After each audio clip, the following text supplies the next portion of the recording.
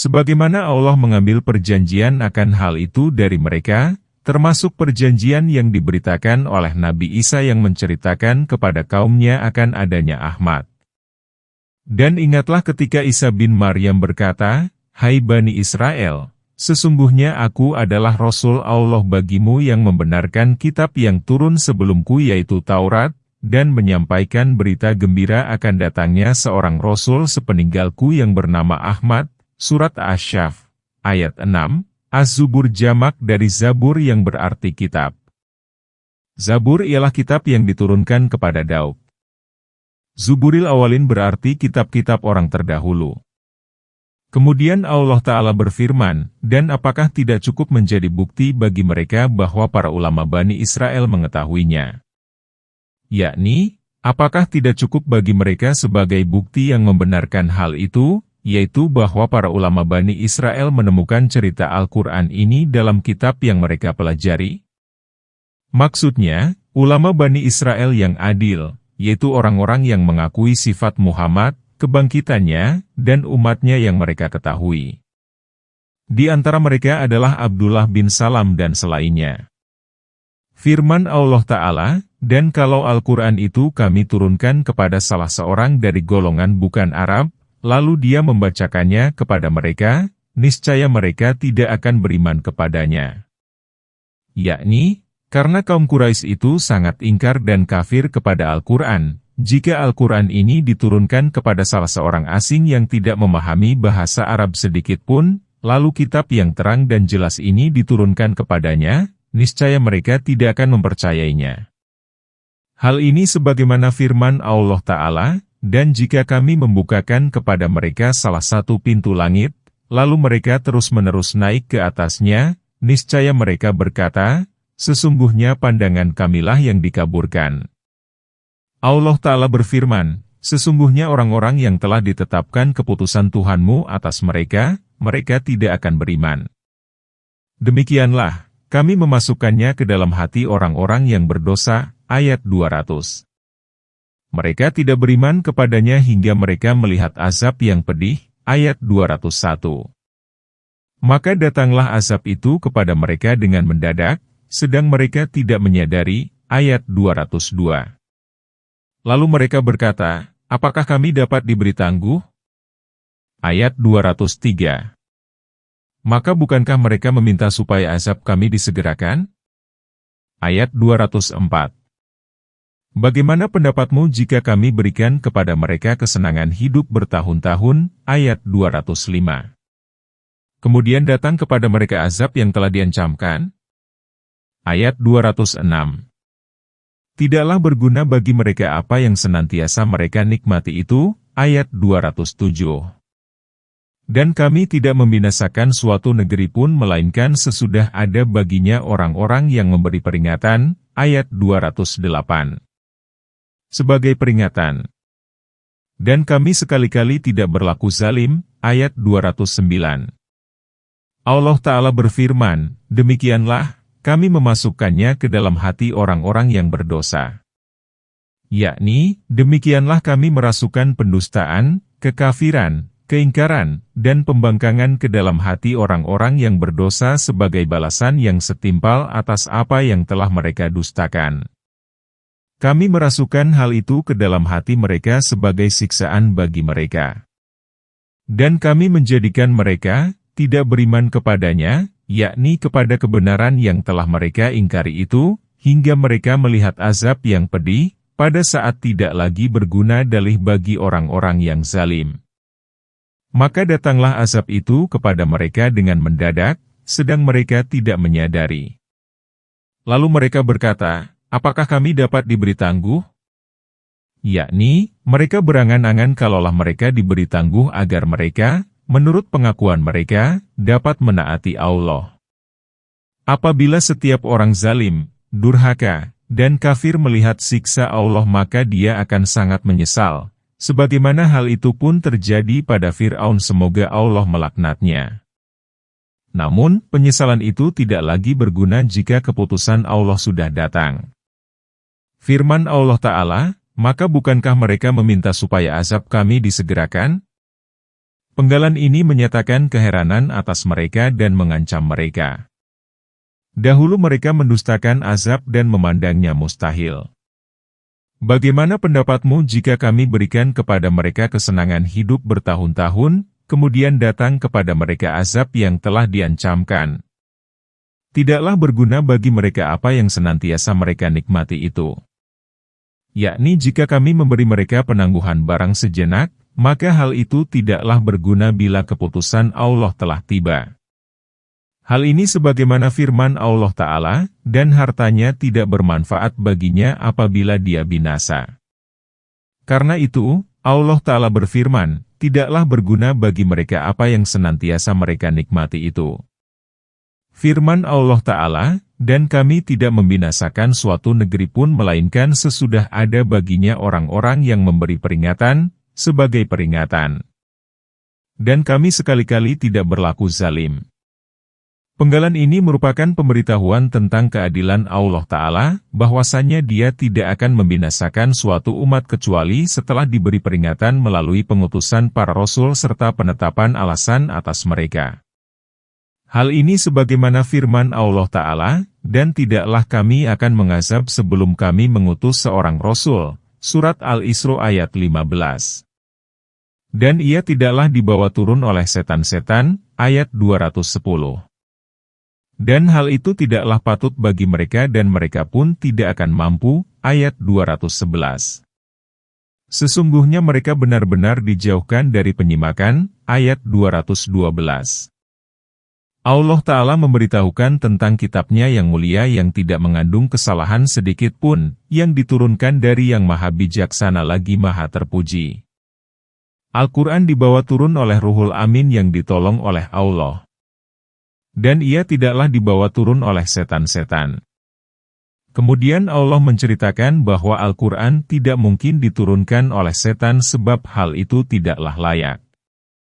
Yakni, Al-Quran tidak layak menjadi tujuan dan tuntutan setan, lantaran karakter mereka ialah berbuat kerusakan dan menyesatkan hamba, sementara Al-Quran mengandung perintah kepada kema'rufan dan larangan dari kemungkaran. Jadi, antara Al-Quran dan setan terdapat perbedaan yang sangat jauh. Karena itu, Allah Ta'ala berfirman, dan hal itu tidaklah patut bagi mereka. Firman Allah Ta'ala, dan mereka pun tidak akan mampu. Kalaupun Allah menjadikan setan patut membawanya, niscaya mereka tidak akan sanggup memikul dan melaksanakannya, karena mereka benar-benar dijauhkan dari penyimakan Al-Quran pada saat diturunkan, sebab langit dipenuhi oleh gemerincing dan kegaduhan yang keras selama penurunan Al-Quran kepada Rasulullah, sehingga tidak ada satu huruf pun dari Al-Quran yang berhasil disimak oleh setan. Hal itu agar setan tidak mengacaukannya. Inilah sebagian dari rahmat Allah kepada hamba-hambanya, pemeliharaan terhadap syariatnya, dan perlindungan terhadap kitab dan Rasul-Nya. Karena itu, Allah Ta'ala berfirman, sesungguhnya mereka benar-benar dijauhkan dari penyimakan. Maka janganlah kamu menyeru Tuhan yang lain di samping Allah, maka kamu termasuk orang-orang yang diazab, ayat 213. Dan berilah peringatan kepada kerabat-kerabatmu yang terdekat, ayat 214. Dan rendahkanlah dirimu terhadap orang-orang yang mengikutimu dari kalangan kaum mukmin, ayat 215. Jika mereka mendurhakaimu, maka katakanlah, sesungguhnya aku tidak bertanggung jawab dari apa yang kamu kerjakan, ayat 216. Dan bertawakallah kepada yang maha perkasa lagi maha penyayang, ayat 217. Yang melihat kamu ketika kamu berdiri, ayat 218. Dan perubahan gerakmu di antara orang-orang yang sujud, ayat 219. Sesungguhnya Dia adalah maha mendengar lagi maha mengetahui, ayat 220. Allah Ta'ala menyuruh manusia menyembah Dia semata, tanpa sekutu baginya. Dia memberitahukan bahwa barang siapa yang menyekutukannya maka Dia akan mengazabnya. Kemudian Dia menyuruh Rasulullah agar memberi peringatan kepada kerabat-kerabatnya yang terdekat dan bahwasanya tidak ada yang dapat menyelamatkan para kerabat kecuali keimanan mereka kepada Tuhannya. Allah pun menyuruh Rasulullah bersikap lembut kepada kaum mukmin yang mengikutinya, dan hendaklah dia berlepas diri dari orang-orang yang mendurhakainya, siapapun dia. Karena itu, Allah Ta'ala berfirman, jika mereka mendurhakaimu, maka katakanlah, sesungguhnya aku tidak bertanggung jawab terhadap apa yang kamu kerjakan. Peringatan yang khusus ini tidaklah menegaskan peringatan yang umum, namun merupakan bagian dari peringatan yang umum, sebagaimana firman Allah Ta'ala, agar aku memperingatkanmu dengan Al-Quran dan orang yang dapat menerimanya. Dalam Sahih Bukhari dikatakan, demi yang jiwaku dalam genggamannya, tidak ada seorang pun dari umat ini, Yahudi maupun Nasrani, yang mendengarku, kemudian dia tidak beriman kepadaku, melainkan dia masuk neraka. Sehubungan dengan turunnya ayat ini, terdapat hadis-hadis yang diantaranya sebagai berikut. Ke-1, Imam Ahmad rahimahullah meriwayatkan bahwa Ibnu Abbas berkata, tatkala Allah Ta'ala menurunkan ayat, dan peringatkanlah keluargamu yang terdekat, Nabi pergi ke Syafa, lalu naik ke puncaknya. Nabi berseru, semoga ini pagi yang membahagiakan. Maka berdatanganlah manusia mengerumuni beliau. Lalu Rasulullah bersabda, hai Bani Abdul Muthalib, hai Bani Fihir, dan hai Bani Luai, bagaimana menurutmu jika aku memberitahukan kepadamu bahwa ada pasukan berkuda di kaki bukit ini yang hendak menyerangmu, apakah kamu akan mempercayaiku? Mereka mengiyakannya. Beliau bersabda, sesungguhnya aku sebagai pemberi peringatan bagimu terhadap azab yang keras. Kemudian Abu Lahab berkata, binasalah kamu sepanjang hari. Kamu memanggil kami ternyata hanya untuk perkara ini. Allah Ta'ala pun menurunkan ayat, binasalah kedua tangan Abu Lahab dan dia akan binasa. Hadis ini diriwayatkan oleh Bukhari, Muslim, Tirmidzi, dan Nasai dari jalan Amasi. Kedua, Imam Ahmad meriwayatkan bahwa Abu Hurairah berkata, setelah ayat, dan berilah peringatan kepada keluargamu yang terdekat diturunkan maka Rasulullah memanggil kaum Quraisy. Beliau memanggil baik secara umum maupun khusus. Beliau bersabda, wahai kaum Quraisy, selamatkanlah dirimu dari neraka. Wahai Bani Ka'ab, selamatkanlah dirimu dari neraka. Wahai Bani Hashim, selamatkanlah dirimu dari neraka. Wahai Bani Abdul Muthalib, selamatkanlah dirimu dari neraka. Wahai Fatimah binti Muhammad, selamatkanlah dirimu dari neraka. Sesungguhnya aku, demi Allah, tidak memiliki kekuasaan sedikitpun untuk menolak siksa Allah darimu kecuali tali persaudaraan yang dapat aku teguhkan karena kerusakannya, hadis Muslim dan Tirmidzi. Hadis ini diriwayatkan oleh Muslim dan Tirmidzi serta dikemukakan di dalam Syahihain, dari hadisah Zuhadis riwayati, dari Said bin Al-Musayyab, Abu Salamah, Abdurrahman, dari Abu Hurairah. Ketiga, Imam Ahmad meriwayatkan bahwa Aisyah, berkata, tatkala ayat dan berilah peringatan kepada keluargamu yang terdekat diturunkan, Rasulullah bangkit kemudian bersabda, hai Fatimah binti Muhammad, baik Syafiah binti Abdul Muthalib, hai Bani Abdul Muthalib, aku tidak memiliki kekuasaan sedikitpun untuk menolak siksa Allah darimu. Mintalah sebagian hartaku yang kamu kehendaki. Firman Allah Ta'ala, dan bertawakallah kepada Allah yang Maha Perkasa lagi Maha Penyayang, dalam segala persoalanmu karena dialah penolong, pemelihara, pendukung, dan zat yang meninggikan kalimatmu. Firman Allah Ta'ala, yang melihat kamu ketika kamu berdiri. Dia melihatmu dan memperhatikanmu saat kamu bangkit hendak sholat. Firman Allah Ta'ala, dan perubahan gerakmu di antara orang-orang yang sujud. Dia melihatmu saat kamu sholat sendirian dan melihat kamu pula saat kamu sholat bersama para sahabatmu. Sesungguhnya dia adalah Maha mendengar lagi Maha mengetahui. Dia Maha mendengar perkataan hamba-hambanya dan Maha mengetahui gerak dan diamnya mereka. Hal ini sebagaimana firman Allah Ta'ala, kamu tidak berada dalam suatu keadaan dan tidak membaca suatu ayat dari Al-Quran serta kamu tidak mengerjakan suatu pekerjaan melainkan kami menjadi saksi atasmu pada waktu kamu melakukannya. apakah akan aku beritakan kepadamu, kepada siapa setan-setan itu turun? Ayat 221. Mereka turun kepada tiap-tiap pendusta lagi yang banyak dosa. Ayat 222. Mereka menghadapkan pendengaran itu dan kebanyakan mereka adalah orang-orang yang berdusta. Ayat 223. Dan para penyair itu diikuti oleh orang-orang yang sesat. Ayat 224. Tidakkah kamu melihat bahwasanya mereka berkelana di tiap-tiap lembah? Ayat 225. Dan bahwasanya mereka suka mengatakan apa yang mereka sendiri tidak mengerjakannya. Ayat 226. Kecuali orang-orang yang beriman dan beramal soleh dan banyak menyebut Allah dan mendapat kemenangan sesudah menderita kezaliman. Dan orang-orang yang zalim itu kelak akan mengetahui ke tempat mana mereka akan kembali. Ayat 227.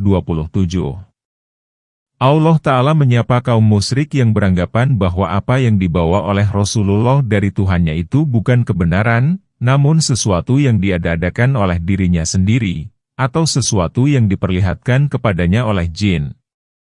Lalu Allah menyucikan diri Rasulullah dari tuduhan dan sangkaan mereka. Dia mengingatkan bahwa apa yang dibawa olehnya benar-benar dari sisi Allah dan bahwa Dialah yang menurunkan dan mewahyukannya. Al-Quran dibawa oleh malaikat yang mulia, terpercaya, lagi agung. Sesungguhnya Al-Quran itu bukan dari setan sebab mereka tidak senang kepada perkara yang seperti Al-Quran yang mulia ini. Setan hanyalah membawa sesuatu kepada orang yang segolongan dan sejenis dengan mereka, yaitu para dukun yang berdusta.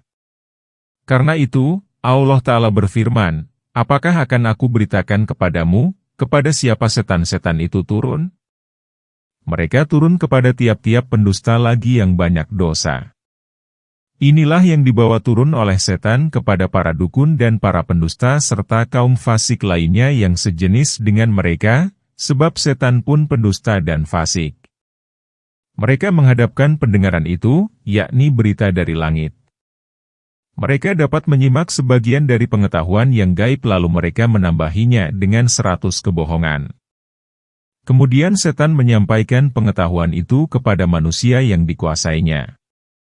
Lalu manusia membenarkan setiap perkataan yang diucapkan setan karena menurutnya hal itu berasal dari langit. Perbuatan setan dan para dukun yang demikian itu dibuktikan oleh hadis yang diriwayatkan dari Bukhari dari Aisyah. Sekelompok manusia bertanya kepada Nabi tentang para dukun. Beliau menjawab, sesungguhnya mereka tidak memiliki kebenaran sedikit pun. Mereka berkata, wahai Rasulullah, mereka suka mengatakan sesuatu yang menjadi kenyataan. Beliau menjawab, sesuatu itu merupakan kebenaran yang dibisikkan oleh bangsa jin, kemudian disuarakan ke telinga orang yang dikuasainya seperti kokok ayam jantan. Mereka mencampuri kalimat itu dengan lebih dari 100 kebohongan, hadis Bukhari. Firman Allah Ta'ala, dan para penyair itu diikuti oleh orang-orang yang sesat. Yakni, para penyair yang kafir diikuti oleh manusia dan jin yang sesat. Demikianlah ditafsirkan oleh Ibnu Abbas dan ulama lainnya. Ikrimah berkata, jika dua orang penyair melantunkan syair hija, celaan, maka dia membela sekelompok orang dan mencerca kelompok lain. Karena itu, Allah Ta'ala menurunkan ayat, dan para penyair itu diikuti oleh orang-orang yang sesat. Imam Ahmad meriwayatkan dari Abu Said, dia berkata, ketika kami berjalan bersama Rasulullah di Al-Uruj, tiba-tiba ada seorang penyair datang dan bersenandung. Maka Nabi bersabda, enyahkanlah setan itu. Atau beliau mengatakan, tangkaplah setan itu. Perutmu penuh dengan nanah adalah lebih baik daripada penuh dengan syair, hadis Ahmad. Firman Allah Ta'ala, tidakkah kamu melihat bahwasanya mereka berkelana di tiap-tiap lembah? Yang dimaksud lembah ialah setiap perbuatan sia-sia. Setiap gaya ungkapan mereka dalami. Kadang-kadang mereka menggunakannya untuk mencela dan kadang-kadang untuk memuji, dia memuji dan mencela dengan salah. Pada umumnya, ucapan mereka hanyalah hayalan.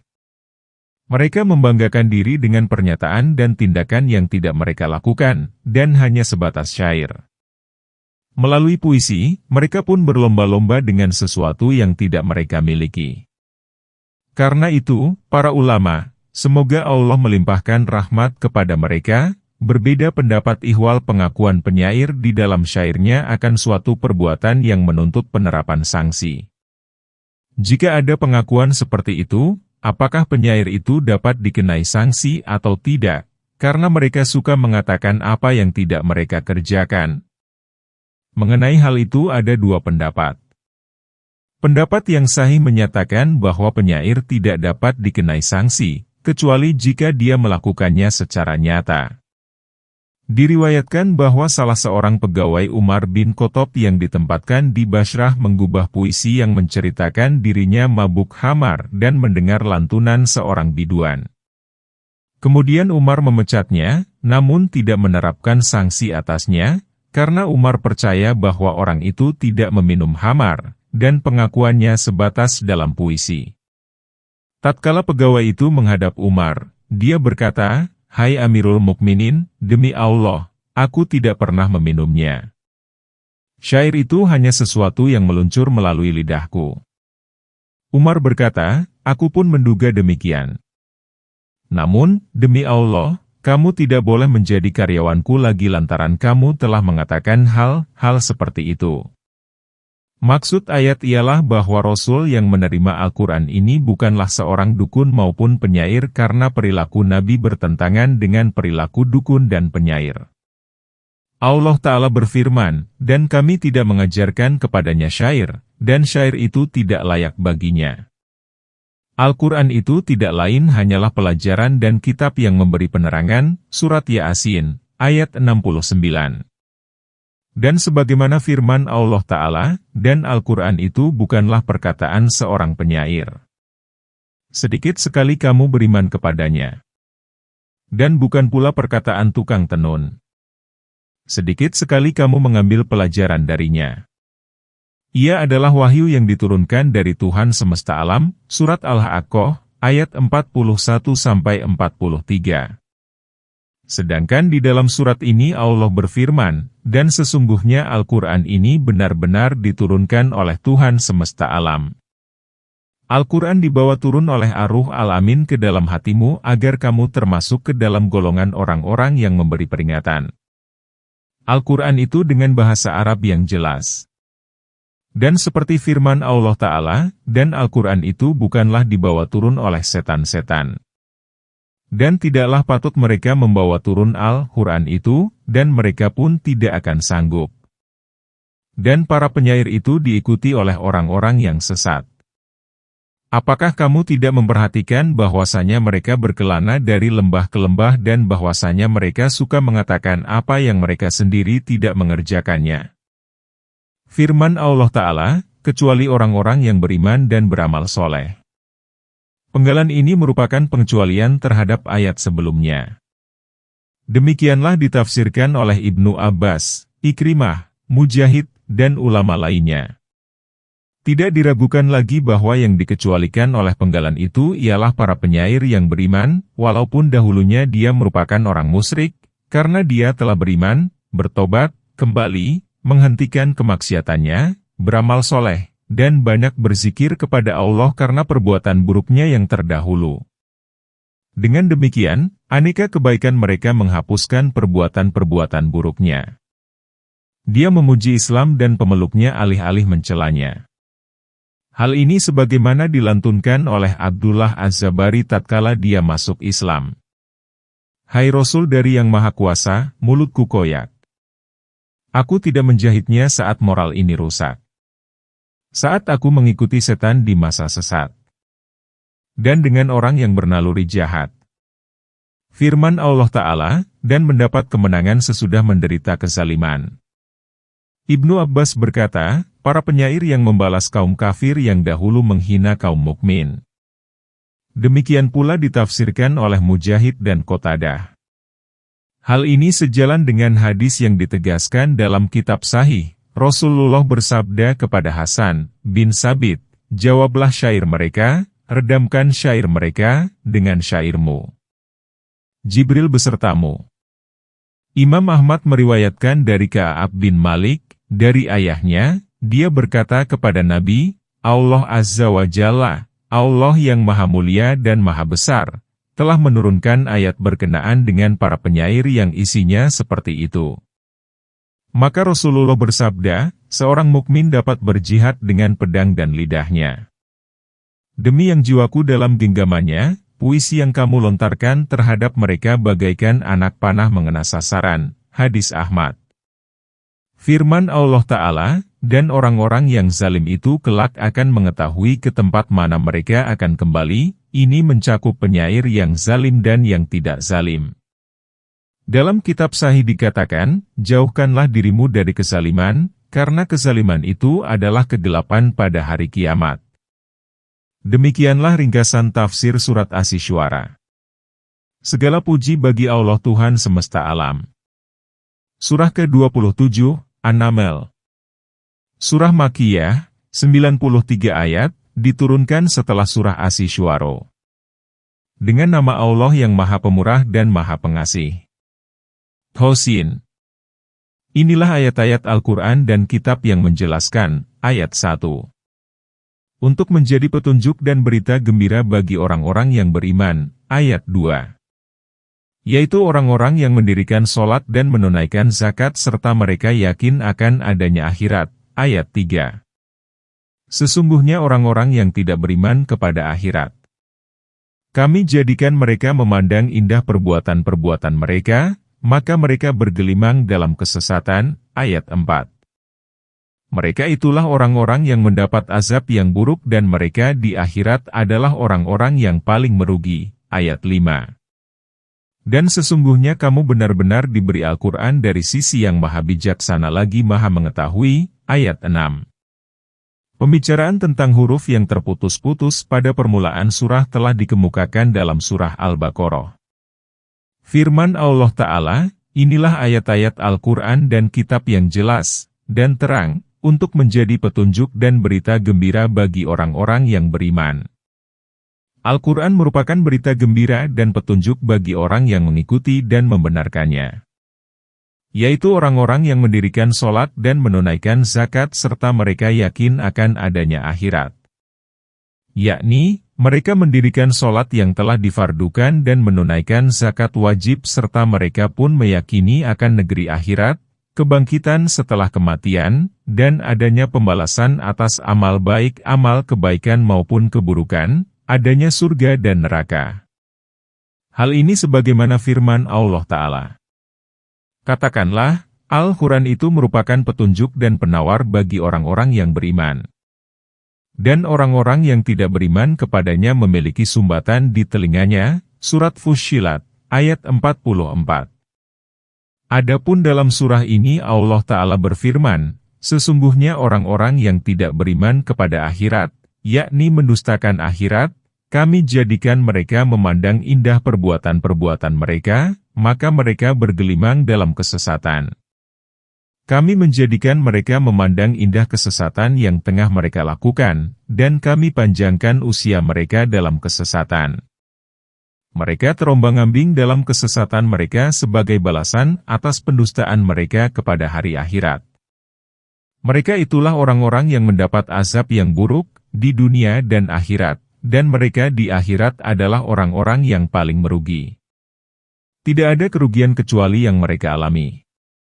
Firman Allah Ta'ala, dan sesungguhnya kamu benar-benar diberi Al-Quran dari sisi yang maha bijaksana lagi maha mengetahui.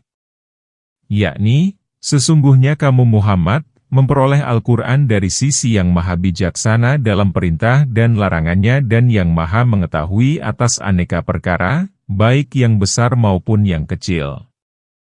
Beritanya adalah kebenaran semata dan hukumnya adalah keadilan yang sempurna. Ingatlah tatkala Musa berkata kepada keluarganya, sesungguhnya aku melihat api.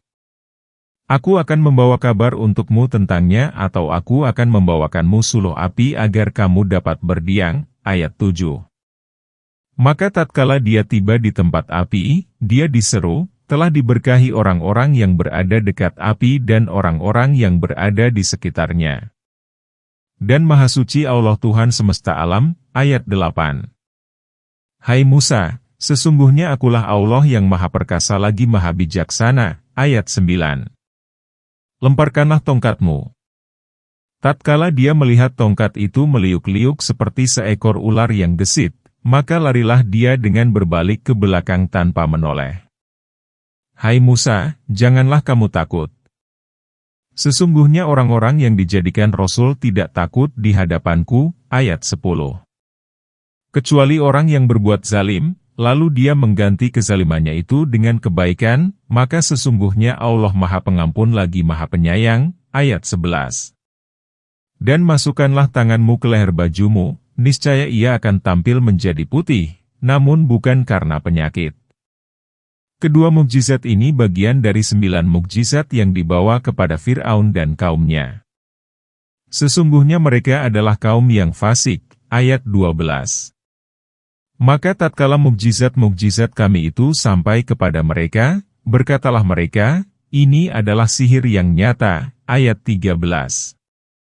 Dan mereka mengingkarinya karena kezaliman dan kesombongan, padahal hati mereka meyakininya. Maka perhatikanlah bagaimana kesudahan orang-orang yang berbuat kebinasaan, ayat 14.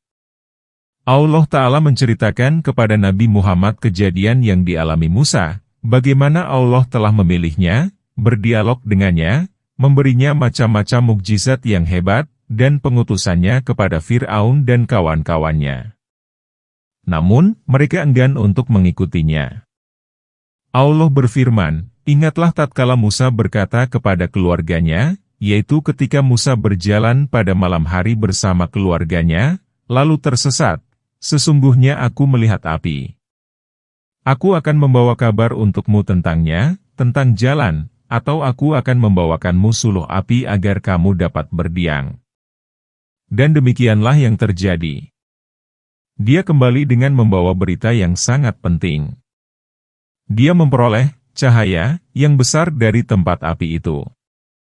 Karena itu, Allah Ta'ala berfirman, maka tatkala dia tiba di tempat api, dia diseru, telah diberkati orang-orang yang berada dekat api dan orang-orang yang berada di sekitarnya. Sehingga Musa melihat api itu menular ke pohon yang hijau, namun nyalanya semakin baik, dan pohon pun semakin menghijau dan rimbun. Kemudian Musa menengadahkan kepalanya. Ternyata cahaya api itu sampai ke langit. Ibnu Abbas berkata, yang dibawa oleh Musa bukanlah api, namun cahaya yang kemilau. Kemudian Musa mematung karena kagum terhadap apa yang dilihatnya.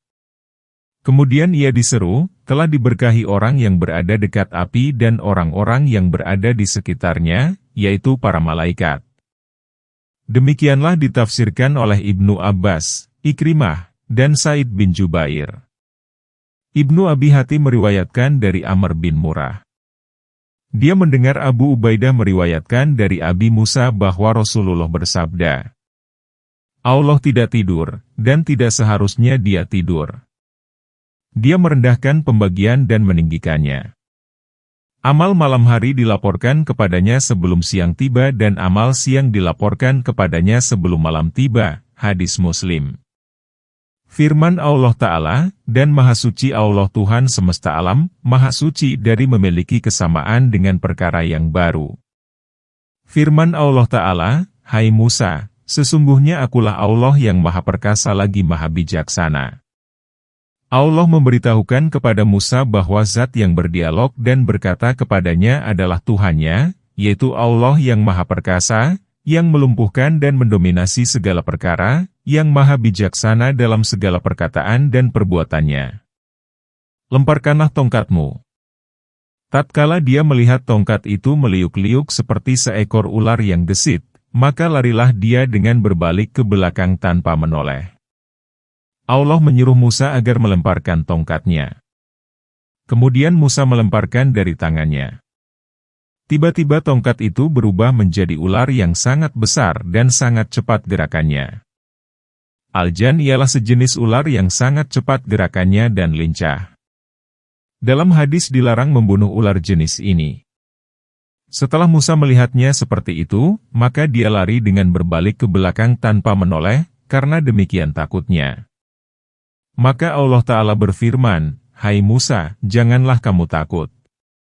Sesungguhnya orang-orang yang dijadikan Rasul tidak takut di hadapanku."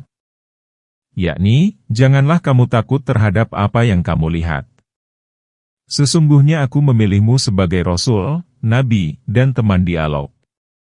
Firman Allah Ta'ala, kecuali orang yang berbuat zalim, lalu dia mengganti kezalimannya itu dengan kebaikan, maka sesungguhnya Allah Maha Pengampun lagi Maha Penyayang. Penggalan ini merupakan istitsna mungathi, artinya pengecualian yang disusun bukan dari jenis yang dikecualikan. Penggalan ini merupakan berita gembira yang penting bagi manusia, karena barang siapa yang melakukan suatu keburukan, lalu dia menghentikannya, dan bertobat, maka Allah akan menerima tobatnya. Hal ini sebagaimana firman Allah Ta'ala, "Sesungguhnya aku benar-benar Maha Pengampun kepada orang yang bertobat, beriman, dan beramal soleh, lalu berada dalam hidayah." Surat Toha, ayat 82. Firman Allah Ta'ala, "Dan masukkanlah tanganmu ke leher bajumu, niscaya ia akan tampil menjadi putih, namun bukan karena penyakit." Ini merupakan mukjizat lain dan dalil yang cemerlang yang menunjukkan kepada kekuasaan Allah Ta'ala. Mukjizat itu ialah apabila dia memasukkan tangannya ke ketiak bajunya, maka tangannya tampil putih seperti sepotong bulan. Tangan ini bercahaya dan berkilauan seperti kilat yang menyambar. Firman Allah Ta'ala, kedua mukjizat ini bagian dari 9 mukjizat yang dibawa kepada Fir'aun dan kaumnya. Aku mendukungmu melalui mukjizat itu dan menjadikannya sebagai argumentasimu untuk menghadapi Fir'aun dan kaumnya. Sesungguhnya mereka adalah kaum yang fasik. 9 mukjizat itu adalah sebagaimana dikemukakan dalam ayat, "Dan sesungguhnya kami telah memberi Musa 9 mukjizat yang terang, seperti telah dikemukakan dalam surah Al-Isra." Firman Allah Ta'ala, "Maka tatkala mukjizat-mukjizat kami itu sampai kepada mereka, berkatalah mereka, ini adalah sihir yang nyata." Mereka bermaksud menghadapinya dengan sihir. Maka mereka pun kalah telak. Dan mereka mengingkarinya, secara terang-terangan, karena kezaliman dan kesombongan, padahal hati mereka meyakininya. Mereka mengetahui bahwa mukjizat itu merupakan kebenaran dari sisi Allah. Namun, mereka mengingkarinya karena kezaliman diri dan keangkuhan untuk mengikuti kebenaran. Karena itu, Allah Ta'ala berfirman, "Maka perhatikanlah bagaimana kesudahan orang-orang yang berbuat kebinasaan." Yakni, perhatikanlah bagaimana perilaku mereka yang berakhir dalam kebinasaan dan tenggelam dalam sekejap. Implikasi ayat ini ialah menakut-nakuti kaum Quraisy dan seluruh kaum musyrik serta kaum kafir ahli kitab dan yang lainnya yang mendustakan Muhammad. Mereka harus waspada agar tidak ditimpa siksa seperti yang telah menimpa kaum terdahulu. Jika yang mendustakan Musa dibinasakan seperti itu, tentu yang mendustakan Muhammad akan dibinasakan dengan lebih berat lagi, karena Muhammad lebih agung daripada Musa, dalilnya lebih kuat dan mengena daripada dalil Musa. Juga ihwal Nabi telah terlebih dahulu diinformasikan oleh para Nabi, dan para Nabi pun telah menerima janji umatnya bahwa mereka akan mengimaninya. Semoga sholawat dan salam Allah dilimpahkan kepada mereka semua. Dan sesungguhnya kami telah memberi ilmu kepada Daud dan Sulaiman. Keduanya mengucapkan, "Segala puji bagi Allah yang telah melebihkan kami dari kebanyakan hamba-hambanya yang beriman." Ayat 15. Dan Sulaiman telah mewarisi Daud. Dia berkata, "Hai manusia, kami telah diberi pengertian tentang suara burung dan kami diberi segala sesuatu. Sesungguhnya hal ini benar-benar merupakan karunia yang nyata." Ayat 16. Dan dihimpunkan untuk Sulaiman tentaranya dari jin, manusia, dan burung. Lalu mereka diatur dengan tertib, ayat 17. Hingga apabila mereka sampai di lembah semut, berkatalah seekor semut, "Hai semut-semut, masuklah ke dalam sarang-sarangmu agar kamu tidak diinjak oleh Sulaiman dan tentaranya," sedang mereka tidak menyadari Ayat 18. Maka dia tersenyum dengan tertawa karena perkataan semut itu. Dia berdoa, "Ya Tuhanku, berilah aku ilham untuk tetap mensyukuri nikmat-Mu yang telah Engkau anugerahkan kepadaku dan kepada kedua orang ibu bapakku dan untuk mengerjakan amal soleh yang Engkau ridai. Dan masukkanlah aku dengan rahmat-Mu ke dalam golongan hamba-hamba-Mu yang soleh." Ayat 19. Allah Ta'ala memberitahukan nikmat yang telah dianugerahkannya kepada kedua orang hamba dan nabinya, yaitu Daud dan anaknya, Sulaiman. Nikmat yang diberikan kepada keduanya itu sangat banyak dan berlimpah, berupa kebahagiaan dunia dan akhirat. Mereka pun dianugerahi kerajaan, kestabilan kekuasaan yang sempurna, kenabian, dan kerasulan. Karena itu, Allah Ta'ala berfirman, "Dan sesungguhnya kami telah memberi ilmu kepada Daud dan Sulaiman." Keduanya mengucapkan, "Segala puji bagi Allah yang telah melebihkan kami dari kebanyakan hamba-hambanya yang beriman." Tiada nikmat yang lebih utama daripada nikmat yang diberikan kepada Daud dan Sulaiman.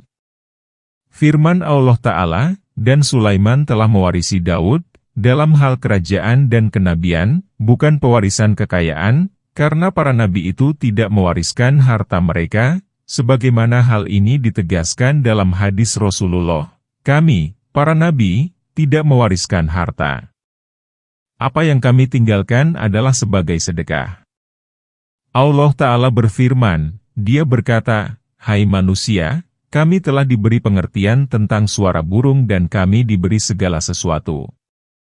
Sulaiman memberitahukan kepada halayak ihwal nikmat Allah yang telah diberikan kepadanya dan kerajaan yang sempurna hingga manusia, jin, dan burung ditaklukkan kepadanya. Sulaiman memahami bahasa burung dan binatang. Pemahaman ini tidak diberikan kepada seorang manusia pun. Sesungguhnya hal ini benar-benar merupakan karunia yang nyata, yakni yang terang dan jelas. Setelah malaikat maut mencabut ruh Daud, Sulaiman menyuruh burung menaungi Daud. Kemudian burung pun menaunginya. Firman Allah Ta'ala, "Dan dihimpunkan untuk Sulaiman tentaranya dari jin, manusia, dan burung." Lalu mereka diatur dengan tertib. Allah menghimpunkan bagi Sulaiman tentara yang terdiri atas jin, manusia, dan burung. Maksudnya, Sulaiman dapat menguasai dan menyatukan mereka dalam suatu kesatuan yang besar. Burung-burung menaunginya dengan sayapnya di saat terik matahari. Firman Allah Ta'ala, lalu mereka diatur dengan tertib, yakni Sulaiman menahan barisan belakang agar tidak seorang pun mendahului posisinya. Firman Allah Ta'ala, hingga apabila mereka sampai di lembah semut, yakni hingga tatkala Sulaiman berikut tentara dan pasukannya melewati lembah semut, berkatalah seekor semut, "Hai semut-semut, masuklah ke dalam sarang-sarangmu agar kamu tidak diinjak oleh Sulaiman dan tentaranya," sedang mereka tidak menyadari. Sulaiman pun memahami bahasa mereka, maka dia tersenyum dan tertawa karena perkataan semut itu. Dia berdoa, "Ya Tuhanku, berilah aku ilham untuk tetap mensyukuri nikmat-Mu yang telah Engkau anugerahkan kepadaku dan kepada kedua orang ibu bapakku dan untuk mengerjakan amal yang Engkau ridhoi." Yakni, beritahukanlah kepadaku agar aku dapat mensyukuri nikmat yang telah Engkau anugerahkan kepadaku berupa pemahamanku tentang bahasa burung dan binatang, dan nikmat yang dianugerahkan kepada kedua orang tuaku berupa keimanan dan keislaman kepadamu, dan agar aku dapat mengerjakan amal soleh yang Engkau cintai sehingga amal itu Engkau terima. Dan masukkanlah aku dengan rahmat-Mu ke dalam golongan hamba-hamba-Mu yang soleh. Yakni, jika Engkau mewafatkanku maka masukkanlah aku ke dalam golongan hamba-Mu yang soleh. Maksudnya bahwa Sulaiman memahami bahasa semut, lalu dia tersenyum sambil tertawa karenanya. Ini merupakan hal yang luar biasa. Dan dia memeriksa burung-burung, lalu berkata, "Mengapa aku tidak melihat hudhud? Apakah ia termasuk binatang yang tidak hadir?" Ayat 20. Sungguh aku benar-benar akan mengazabnya dengan azab yang keras, atau benar-benar menyembelihnya, atau benar-benar ia datang kepadaku dengan alasan yang terang, ayat 21.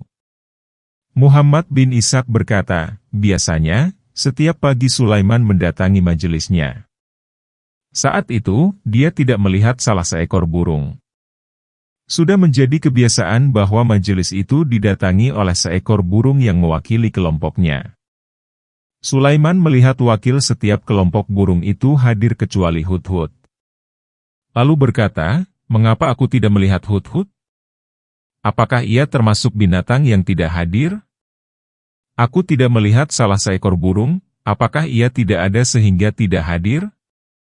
Firman Allah Ta'ala, sungguh aku benar-benar akan mengazabnya dengan azab yang keras, atau benar-benar menyembelihnya, mengazabnya dengan mencabuti bulu-bulunya, atau menjemurnya, atau membunuhnya, atau benar-benar ia datang kepadaku dengan alasan yang terang, yakni alasan yang jelas. Setelah Hudhud tiba, ia pun menuju singgasana Sulaiman. Maka tidak lama kemudian, ia berkata, aku telah mengetahui sesuatu yang belum kamu ketahui, dan kubawa kepadamu dari negeri Saba suatu berita penting yang meyakinkan, ayat 22. Sesungguhnya aku menjumpai seorang wanita yang memerintah mereka dan dia dianugerahi segala sesuatu serta mempunyai singgasana yang besar, ayat 23. Aku mendapati dia dan kaumnya menyembah matahari, selain Allah. Dan setan telah membuat mereka memandang indah perbuatan-perbuatan mereka, lalu menghalangi mereka dari jalan Allah sehingga mereka tidak beroleh petunjuk, ayat 24. Agar mereka tidak menyembah Allah yang mengeluarkan apa yang terpendam di langit dan di bumi dan yang mengetahui apa yang kamu sembunyikan dan apa yang kamu nyatakan, ayat 25. Allah, tidak ada Tuhan yang disembah kecuali Dia, Tuhan yang mempunyai arsy yang besar, ayat 26. Allah Ta'ala berfirman, maka tidak lama kemudian, ia, yakni Hudhud, berkata, kepada Sulaiman, aku telah mengetahui sesuatu yang belum kamu ketahui, yakni aku telah melihat sesuatu yang belum engkau lihat, belum pernah dilihat pula oleh tentara-tentaramu. Dan kubawa kepadamu dari negeri Saba suatu berita penting yang meyakinkan, yakni berita yang benar, jujur, dan meyakinkan. Kemudian Hudhud berkata, sesungguhnya aku menjumpai seorang wanita yang memerintah mereka. Hasan Basri riwayati berkata, wanita itu bernama Balqis binti Syarahil, Ratu Saba. Dia tinggal di daerah yang bernama Marab. Letaknya 3 mil dari Syana. Dia memiliki 312 orang laki-laki yang menjadi penasihatnya. Setiap laki-laki itu membawahi 10.000 bawahan. Wallahu alam.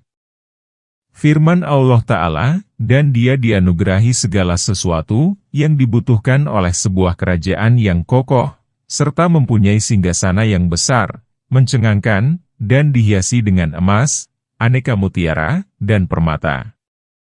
Dia duduk di singgasana itu.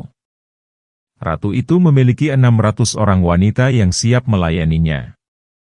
Firman Allah Ta'ala, aku mendapati dia dan kaumnya menyembah matahari, selain Allah. Dan setan telah membuat mereka memandang indah perbuatan-perbuatan mereka, lalu menghalangi mereka dari jalan Allah, sebagai jalan yang benar, sehingga mereka tidak beroleh petunjuk. Firman Allah, agar mereka tidak menyembah Allah, berarti mereka tidak mengetahui jalan kebenaran, yaitu memurnikan sujud banyak kepada Allah Ta'ala yang Esa, bukan kepada benda yang diciptakannya seperti gemintang dan sebagainya.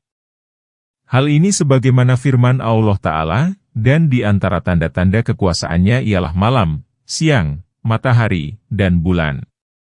Janganlah kamu bersujud kepada matahari dan bulan. Bersujudlah kepada Allah yang telah menciptakan mereka, jika kamu menyembah kepadanya semata, surat Fussilat ayat 37. Maksud ayat ini, ingatlah hai manusia, bersujudlah kepada Allah. Firman Allah Ta'ala, yang mengeluarkan apa yang terpendam di langit dan di bumi, yakni rezeki-rezeki yang diciptakan Allah pada keduanya yaitu hujan dari langit dan tumbuh-tumbuhan dari bumi.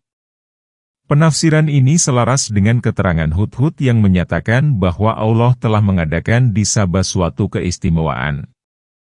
Ibnu Abbas dan yang lainnya mengatakan bahwa Hudhud melihat air yang mengalir baik di permukaan maupun di dalam bumi. Firman Allah Ta'ala, dan yang mengetahui apa yang kamu sembunyikan dan apa yang kamu nyatakan.